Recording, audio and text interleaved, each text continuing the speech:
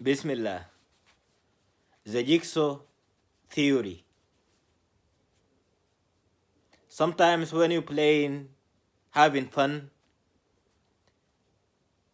reconstructing the jigsaw, you will find easier parts to start with. Sometimes when you don't know from where to start from a corner.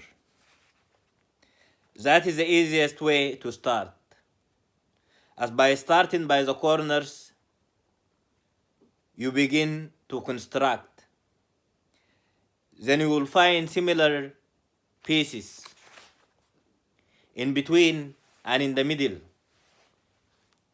Then fuse. Look how far you went.